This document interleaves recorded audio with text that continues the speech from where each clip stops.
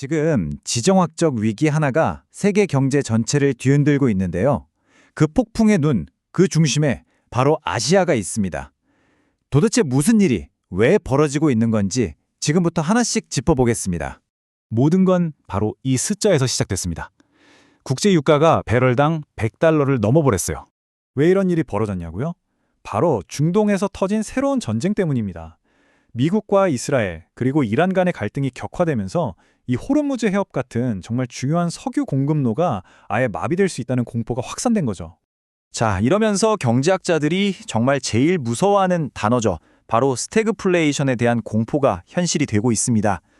물가는 막 치솟는데 경제는 그대로 멈춰버리는 진짜 최악의 시나리오잖아요. 그리고 이 거대한 경제 폭풍이 가장 먼저 그리고 가장 세게 덮친 곳이 바로 아시아였습니다. 네, 첫 번째 충격은 바로 통화 위기였습니다. 아시아 전체가 휘청거렸죠.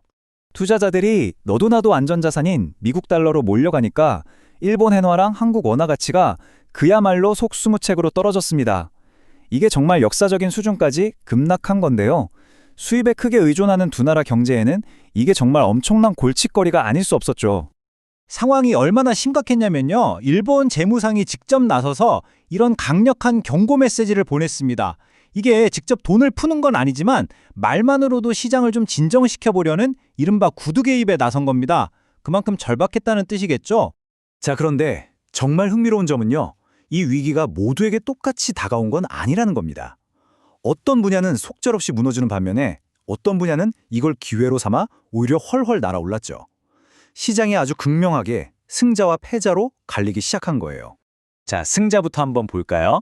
예상하셨을 수도 있지만 바로 미래기술, AI와 반도체 분야였습니다.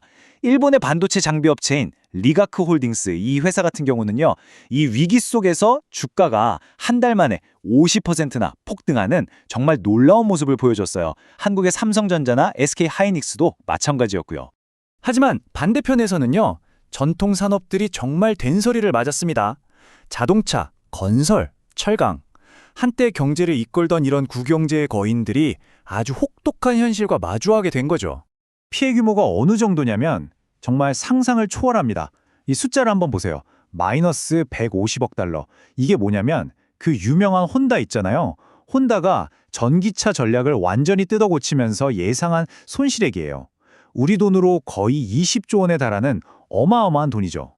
경제가 이렇게까지 흔들리니까 당연히 각국 정부도 가만히 있을 수가 없었겠죠? 그야말로 비상이 걸렸습니다. 필사적으로 위기 대응에 나섰는데 과연 어떤 카드들을 꺼내들었을까요? 이 표를 보시면 각국의 대응을 한눈에 볼 수 있습니다. 정말 다급함이 느껴지죠. 일본과 한국은 일단 급한 불부터 끄기 위해서 막대한 양의 비축유를 풀고 긴급 예산을 편성하고 있고요. 반면에 중국은 이번 기회에 아예 기술 자립도를 더 높이겠다 이런 방향으로 가고 있습니다. 자, 그럼 이제 제일 중요한 질문이 남았죠. 이 모든 상황이 앞으로 우리에게 뭘 의미하는 걸까요? 이번 위기는 아시아 경제의 아주 깊숙한 약점, 그리고 동시에 예상치 못했던 강점을 함께 보여주고 있습니다. 핵심만 딱 세 가지로 요약해 볼 수 있겠습니다. 첫째, 수입 에너지에 대한 의존이 여전히 아시아의 가장 큰 아킬레스건이라는 게 다시 한번 드러났고요. 둘째, 의외의 발견인데요.